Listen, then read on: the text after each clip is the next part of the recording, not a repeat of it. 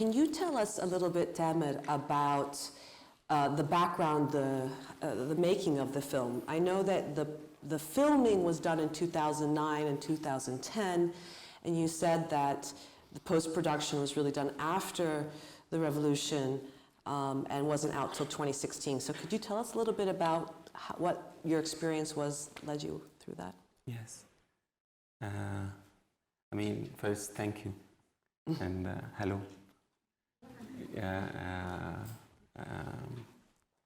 I'm very grateful that you survived the 2 hours.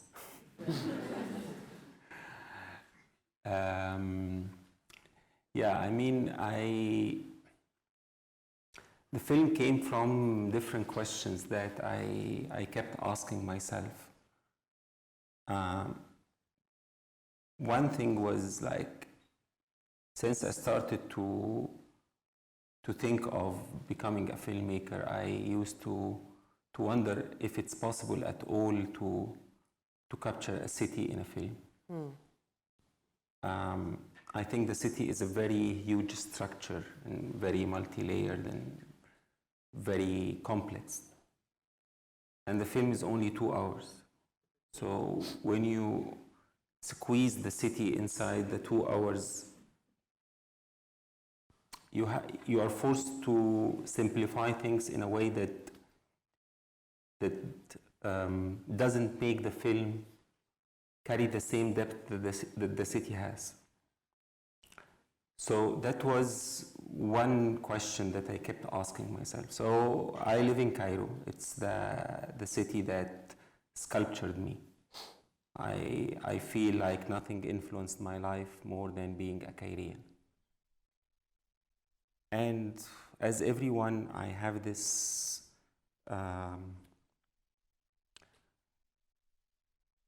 very strange, or not strange, very complex relationship with the city. And particularly at this time when I started to work on the film, which was in 2006 and 7 and 8, these years, I think I had a feeling that I think everyone lived in Cairo at that time felt it, which is, we cannot continue this way. Something big is going to happen. And we didn't know what is this thing. You know, we didn't know how this thing is coming, but it wasn't a sustainable situation. And from one side, we wanted this thing to happen because it's going to bring a new beginning. But from the other side, it was scary because you don't know what is it, and you're scared that this might take with it everything you love. So we had this kind of a love and hate situation, and this is what I wanted the film to be. So for me, it's a film about this moment. It's about what do you do when you feel the whole world around you is collapsing and you only have a camera. But the experience itself, like the film, has to take the challenge of making such a film in this region without having any infrastructure. So the production was very a very tough experience of improvisation. We started shooting with less than 15% of our total budget. Actually, no one wanted to give us any money. I had 46 rejection letters. But I had a great team who believed in this, and they wanted to make it happen. But one important thing is, I knew from the beginning how I wanted the film to be.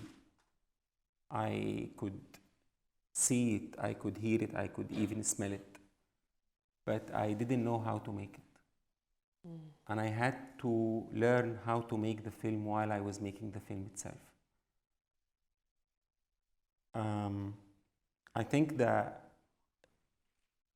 in a very early stage of the shooting, and I was very frustrated and angry because every day after shooting I sit with Basim, my DOP, who's by the way the Lebanese guy in the film. He's my cinematographer and my best friend. And when I look at the rushes, I feel like it has the same monotonous and the same feeling that I don't like. And I was wondering, how can I keep things fresh and real and intense the same way I feel Cairo? And then I think we learned this thing through the process, especially in one conversation with our art director, Salah Marai, when he said, you cannot force Cairo. You have to surrender to it. And I think that was a very turning point in the way how we approached the whole thing, that we learned that to capture the city, we need to surrender to it, which is a complete different approach.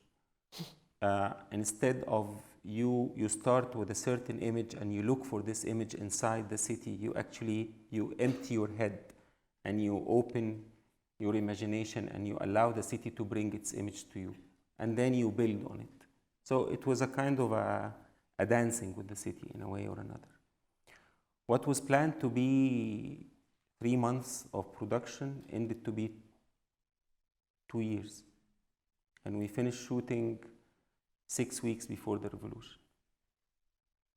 And then the revolution happened, and it looked like what we were looking for is happening in front of us.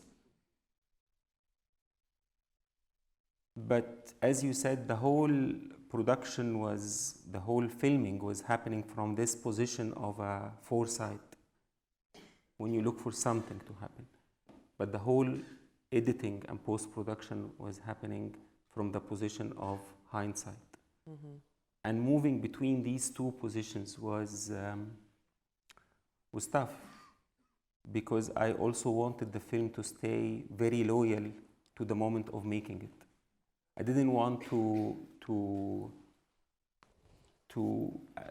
I think since the revolution, I knew that it's not a film about the revolution. It's about the moment before. And we have to stick to this. And I think we were so lucky because of, at this moment, what looked like the biggest problem or the biggest turbulence of the production, which pushed us to film for 2 years. All of a sudden, it becomes a gift, because we were the only film that was able to capture the real last days of the city. We were in the streets in the last 2 years before the revolution happened. So that was, I think, something that I wanted to stick to. Is I didn't want the film to be related to a certain historical moment. I wanted the film to be seen at any time. And that's why we didn't add the revolution in the film. So to piggyback on that question, I'm sorry, it's a very long story. So it's 10 years of my life. I don't know how to brief it in 10 minutes. It's intense. It's amazing. And one of the things that I was absolutely struck by was the sound production. Yeah. At the very beginning, with all of the thank yous, it's silent. You know how many times I had to I'm like, is it working? Do I have the sound working? I couldn't. And then you took us on this journey. And I read a review in Rotten Tomatoes that called it an almost noiseless film in which time is overtaken by history. And I really felt that you beautifully captured us, put us in Khalid's head, And I felt like I was walking around with headphones on in his mind, and that the asynchronistic speech, dialogue, and then you also had this noisy city behind you, but it was muffled. And then Khalid himself, he spoke with he was the most quiet, almost morose, very melancholic character. So there's this quietness about the film that really, you really did a great job of giving us the space to feel it. Can you talk to us a little bit about how the relationship between the sound as noise and the visual stimulus as noise, which Bassem points out at some point? Yes. You know, in Arabic,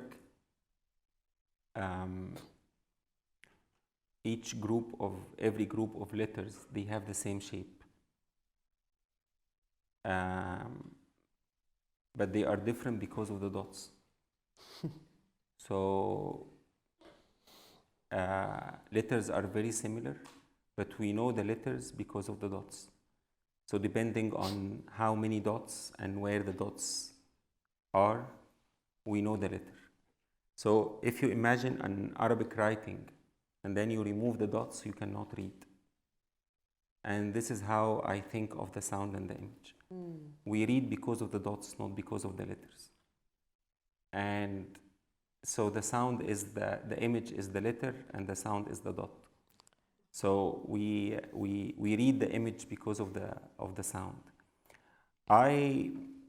One of the challenges was how to build a soundscape for the city, and how to make this noise a kind of a symphony. So everything you hear in the film is designed, and it's made to make a kind of a parallel journey to Khalid's journey inside the film. I was thinking of the film like, you know, he is receiving this CD in the beginning and he is saying, how can you listen to the silence in the noise of Cairo? Yeah, right. So I would say the whole film was a search for the silence in the noise of Cairo. It's a moment of reflection, or a moment of you try to tune with yourself in a way, to reflect to this relation with the city. I think Cairo is the sound in Cairo is very characteristic, and it was a big challenge to build the same experience on a film. One thing that I want to mention, that of course I'm very grateful to the amazing team who worked on the sound, whether in the production or in the post-production. But usually people, like this is the production model, usually the sound, we start to work on the sound after finishing the editing. Like we lock the picture and then we start to work on the sound. And I think this model is creating a certain hierarchy where the sound becomes a kind of follow the image. It doesn't have this same mutual dialogue with the image. And from the beginning, I decided, and we decided as a team, that we will work on the sound and the image at the same time. It's a hell technically because we need to do sound, to redo the sound every time we change something in the image. But the result was very different, because when you work this way, you make the sound an integral element of the language, and not just something not just a decoration for the film. So basically, many of the scenes were edited based on sound ideas. Like the idea of the scene start on the sound, and then we build the image around it. Of course, as you saw in the film, like we wanted to have all these layers of the city, and then the news in the radio, and then also how the people speak. Sometimes we see them speak, and sometimes like there's a desync between the image and the sound. But the whole idea is, as you said, is you identify with Khalid, and you have the same journey that he has inside the city. In his head. Yeah. And it's similar also to, again, the new Egyptian cinema, this Deleuzian concept of time and word. Yeah. Time and image, I mean. That's funny. Where the time image in the Deleuzian sense is like where time becomes spatial. Yeah. Or space, or the image becomes linear over time, where you start thinking about the archive. And in one scene, Hassan says finally, you know, when they were talking about the cities and who are these, you know, what are these cities to them? What is a city? Is it my friend, my lover, my whatever? And then Hassan says, Baghdad is a moment. And that really resonated with me, and I thought, I wondered, what is your, how are you positioning these cities in relation to each other? What is the link between, what is the relationship or the tie between Baghdad, Cairo, and Beirut? I mean, I know that this is a huge question, but I couldn't help but, like, you know, the rivers and... Yeah, I don't know if we have time. Yeah. You know, I feel like in this part of the world, like growing up in this region, this is also something that I wanted the film to have a kind of a reflection of what does it mean to grow up and to be born in this region, and what kind of price you pay. Yeah. I think Beirut and Baghdad and Cairo are very different cities, but in the core, I think they have the same scar, and they have to suffer the same tough situation. So yes, it looks very different cities, but I also think they are very similar in a way. I like to look at my work as a way of removing the borders. I have an Egyptian passport, and I always stopped in every border, and I have I spend a lot of time to prove that I'm just a filmmaker, not a terrorist. And so and because of my work, I travel a lot, and I don't like airports. I think it's places that reminds me of how we are not equal, and there is all this. For me, it's very stupid differences that just create a certain hierarchy between us, but in fact we should be equal. We should treat it equally. So I like to look at my work as a way of removing these borders between cities, between reality and fiction, and between, if this is an answer, I don't know. And you know, also maybe the borders, the relationships between the people. So one of the big questions I had about Khalid and his relationship with the women in his life, his mother and his girlfriend, was there was that scene when he was cutting the apple and eating it with his mother. Yeah. That scene was very touching. Extremely so, and it really made me think about that moment was when you were sort of defining the relationship with Khalid and his mother, and it had.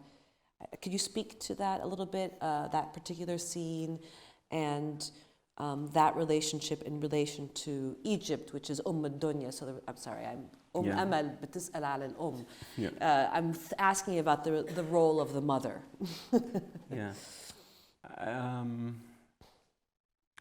I mean, I look at the whole film like, like Khalid is looking for a home, like whether a physical home, or a home in the bigger sense. And these scenes with the mother was very sensitive to me, because the mother in the film is my mother. So I wasn't sure till the end, should I keep these scenes or not.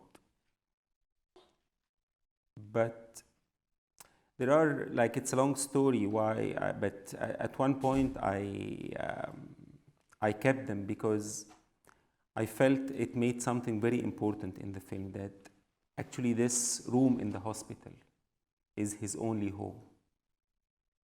This is the only place that he can be himself. Yeah.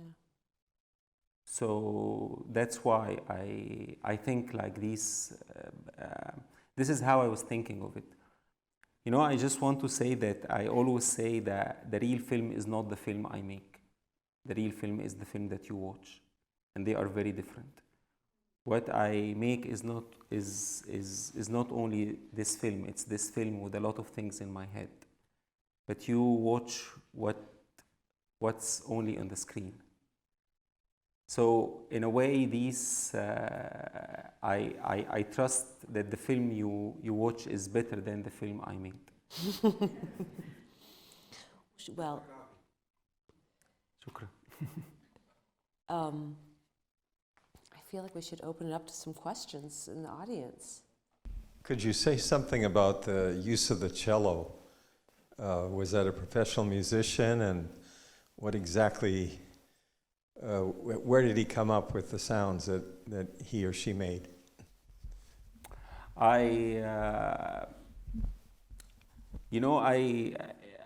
In fact, I don't like music in films. When I was young, I used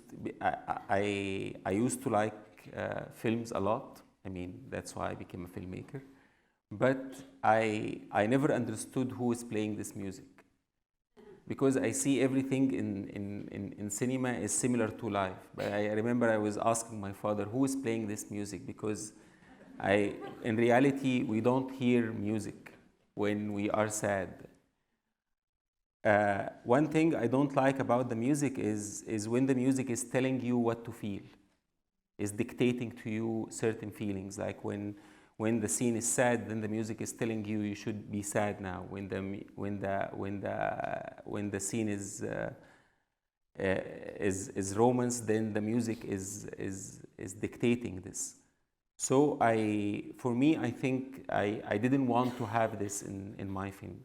But this film needed music. I don't know why. I felt it needs something. But the challenge was to make the music comes from the film, not added to it.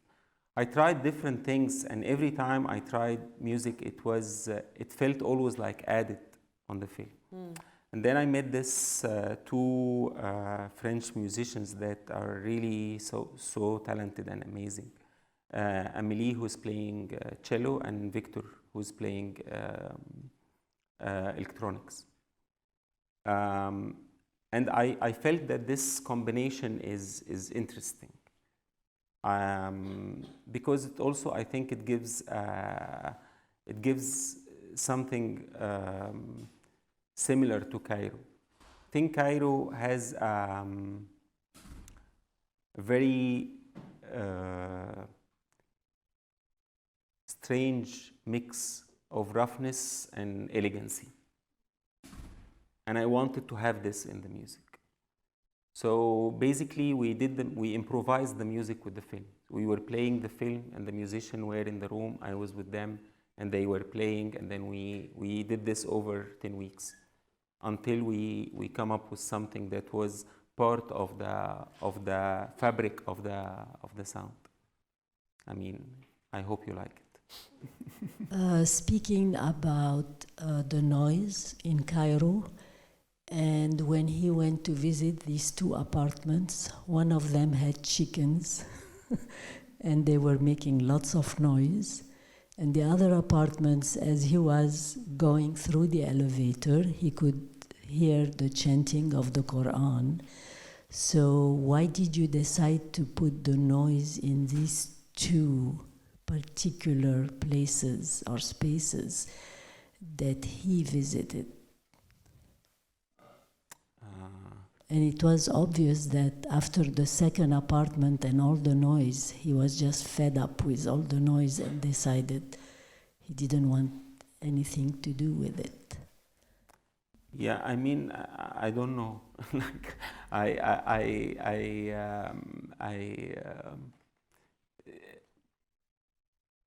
it's like it felt right.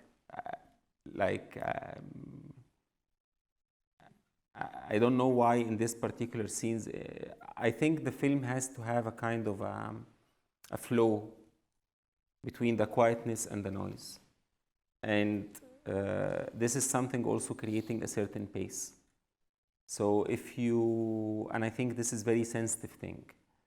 That's why it's important to to adjust this. We had to watch the film from the beginning till the end, and then we rebalance when the film has to attack you and when the film is kind of sharing a quiet moment with you. This thing took a lot of time until we reach what I think is the flow that works, but maybe it didn't. Thank you so much for the gift of your film and your craft. I'm interested in the other city, the one that you kept returning to, Alexandria. And I was wondering whether you were sending a message from after the revolution or if it was in the process. It seemed to me to come to be that space of reflection that you were talking about in the beginning.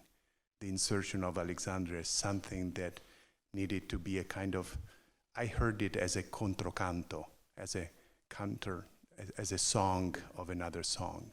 And I don't know, but that's a feeling I got, and it was very precious, and I just wanted to hear you talk about it, if possible. Yeah, I mean, it's, I mean, for me, the film that Khaled was making is film about there was a film Khaled is working on, which is, we were always saying it's a film about loss. So about Maryam who lost her father, about the mother who lost her daughter, about Hanan who lost the family house in Alexandria. And in a way, I didn't choose the city. You know, this is something very important. Like nothing was symbolized in the film. It was a way to weave the stories together. Like there are these characters that comes from certain cities, and the film was trying to question their relation to their past and their presence and their future. So there wasn't this. We didn't say we put Beirut to present something or Alexandria to present something, but in fact, Alexandria in particular, you know, historically was the most cosmopolitan city in Egypt and maybe in the region, and it's a city that changed a lot over the years, and it's of course there is a lot of you can find a metaphor in the destruction scene when you think of the history of the city, but that wasn't intended this way. It's, you know, it comes with the in the process, which I think is better, you know, better than planning everything from the beginning. Yeah. I'm gonna keep my question short. Yeah. Thank you so much, Tamer. The film was حلوة بجد. And I guess I was really captivated in the person of Khalid. And yes, he was very melancholic, but he was also a little bit frustrating, particularly in moments where he was captured in violence, in scenes of violence. And you think he should step in, you know, and like what's holding him back? Is he just an observer? Like what is the purpose of that? But I mean, I was in Egypt before, during, and after the revolution, and I felt this sense of powerlessness and the sense of impotence, and I don't know if that's the purpose of Khalid's sort of reluctance to engage in what's going on, and particularly now, right, where we feel that again in Egypt and especially in Cairo. I was wondering if that was the message you were trying to convey or if there's something else. Yeah.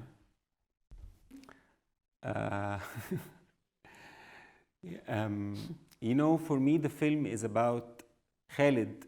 What makes Khalid a cinematic character for me, that he is someone who carries a very heavy past on his shoulders.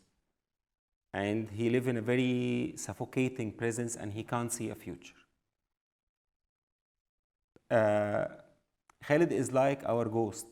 He's the one that we don't want to be. He is very on the verge of becoming a failure.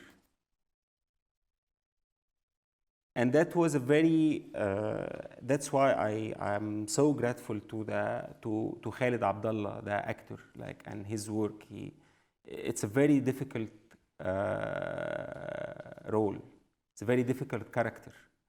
Because, as you said, he was always a reaction to things happening around him. For me, Khalid was in chase with time. The mother is dying. Layla is leaving. He has to find a flat. And the whole world around him is collapsing. What moves Khalid is this, a certain urgency, an urgency to film things before they disappear. Because he feels if he can't capture this moment will not stay. This is the feeling that we had during this time, that there are things around us, and these things has certain meanings to us. And we wanted to keep them, and we didn't know how to keep them. So he was filming these things to keep it. And this is something I completely relate with Khalid as a character. This is exactly my feeling when I was filming the film, like when I was doing the whole production, that I wanted to film everything because I'm not sure that they will exist later. So when Khalid felt that this is something that me and Khalid spoke a lot about it, Khalid Abdallah, the actor, that this character is trying his last chance to avoid being a loser. And he goes through this journey of trying to capture something. But he is, as you said, powerless and not able to be very active towards everything around him. So part of this journey that Khalid has to learn that he himself is part of his problems. And this violence that you are talking about, you know, he can turn his back to it and escape it, but then this violence will come to him. This is what happened. Like, you know, when it starts, when we see the man beating the woman on the roof, and then the demonstrator in the street, and every time he is not into this thing, but at one moment the violence took his friend. So it's also something about that. If you cannot escape it. It's something that is happening around you, and there is no escape from it. Yeah, I mean, I'm sorry. I have to say that I don't have a message. You know, this is unfortunately I don't have a message. But I think the film shouldn't have a message, but it has to raise questions about all these things. Yes. Thank you so much. I lived about 5 to 6 years of my life in Cairo, walking those very streets day after day during that time. And that's where my wife was Egyptian as well. So in a way, you took me back to the Cairo that I'd spent so much time in. I'm hoping to go back to this winter for the first time since 2011. But I was really impressed by what I thought, not so much the silence and the sounds, but the way you alternated between alienation and intimacy with the photography. In other words, the cityscape views, a city of 20 million people, the kind of chaos of that, but then using the camera also to have these very intimate close-ups of the main characters. It made these people real and close to you, which is what happens when you're really living in the society. You also did it with the guy that was blowing bubbles on the sidewalk, and the guys carrying the bread on these wooden, trays through the streets on their bicycling through. All these kind of intimate scenes that you encounter when you're in the city, but also the way in which you brought us close to these people. And that was really impressive. And I was wondering if that was something else that you were working with, this kind of alienation, intimacy binary through the film. Yeah, one of the things, I was also wondering, what is fiction and what is documentary?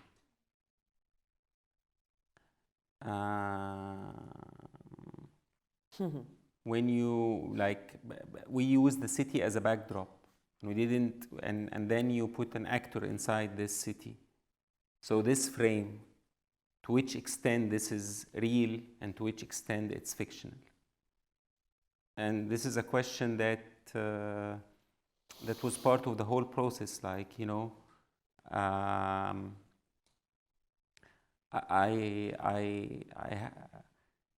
I'm always asked this question about the fiction and documentary, and I say when we make fiction, we are like farmers.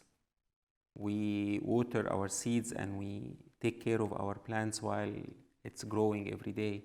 The more we give, the more we are patient, the more the tree will be beautiful and we will have a very delicious fruit.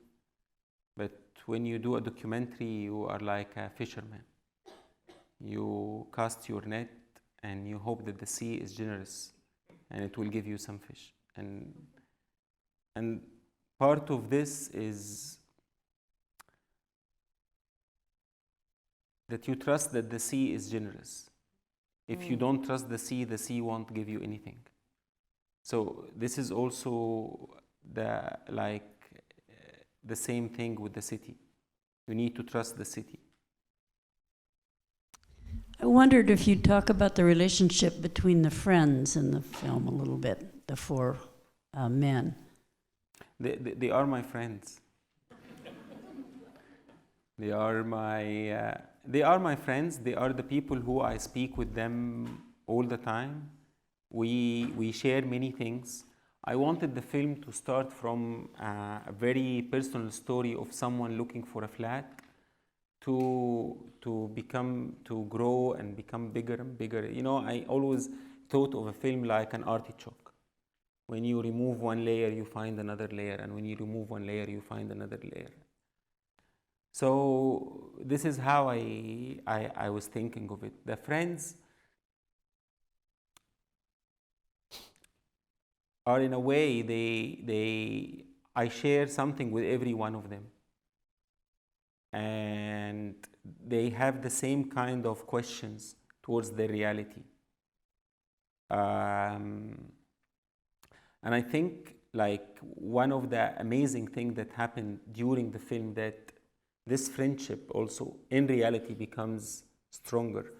I like Bassem has a way of saying this. He said, we became like people went to war together and they come back. So the thing that happened between them is even bigger than friendship. Well, I have one more question, if I may. Yes. And this is sort of a personal question. You know, so Khaled is constantly archiving, right? You see him going, he's living in his archives, Yeah. and he's living behind his wall. I really identified with that position, experience of the revolution, from a position of watching it and archiving madly. How much of this work was archival? I wondered how much of the footage was really a process of archiving, and how much of the production was driven by this need to archive because of a sense that, a very sad sense that the Cairo of the recent past is dying, or it's only for the dead. Yeah. And the dying and the ill, and Yeah. everybody else who wants life is leaving, is Yeah. gone. And not just Cairo, the region. I think it wasn't clear that way. Like later, you can see it. It's But really poignant. when we started, I wasn't thinking of this. But later, I realized that this kind of passion of keeping images were there, of course. But while doing it, I didn't feel like that. It felt like we were trying to find something that we cannot find. But later on, when I look at the footage, I could see this. Because this Cairo that you have here, those really were the last days, Yeah. in some ways, because it's not the same today. Thank you. Thank you. Thank you.